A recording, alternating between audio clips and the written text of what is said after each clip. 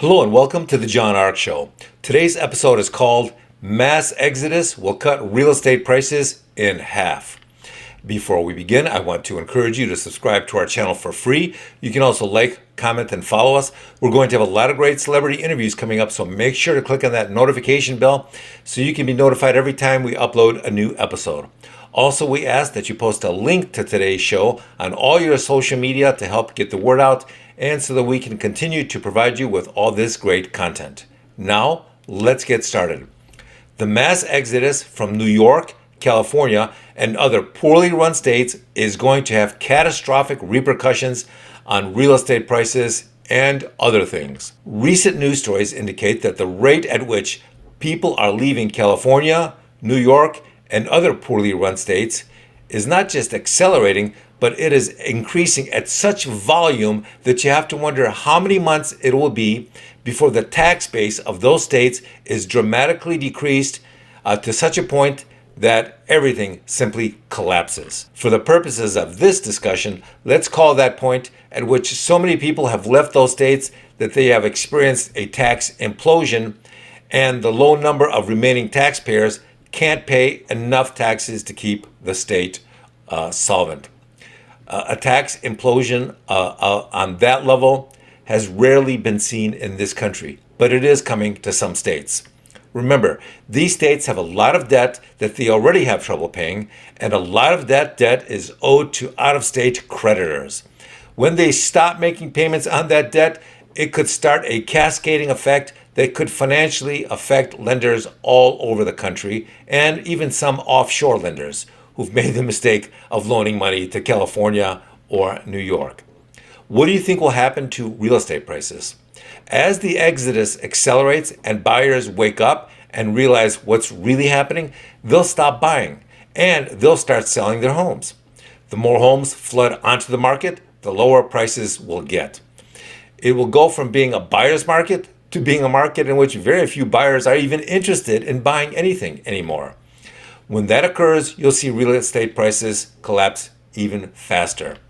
When that happens, that tiny house somebody purchased for $2 million in California will lose more than half its value. It'll be underwater, which means you will owe far more on it than it's worth, so you won't be able to sell it. That means you're stuck with a house that's worth less every day. It means you're living in a city where the crime rate increases every day.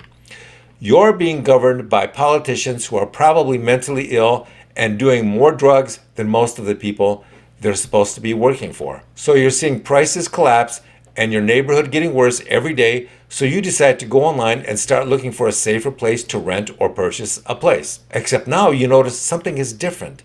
Many of the online real estate sites that used to show you something called a heat map, which revealed what neighborhoods have the most and least crime, neighborhoods that are the most dangerous, neighborhoods that are the least dangerous, those features have mysteriously been disabled or disappeared from those websites you used to frequent. The powers that be are discouraging people from using technology like that.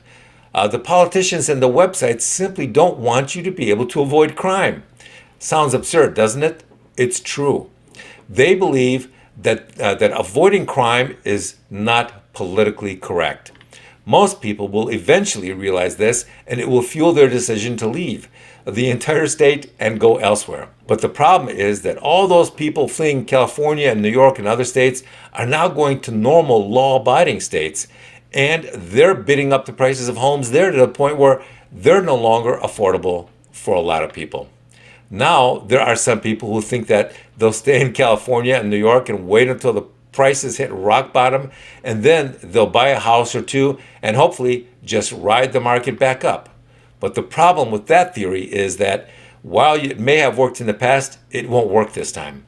That's because there will be no jobs or economy around to create new jobs, and you'll need that to increase real estate values. So you're thinking, I'll just buy some super cheap homes and rent them out, right? That won't happen either.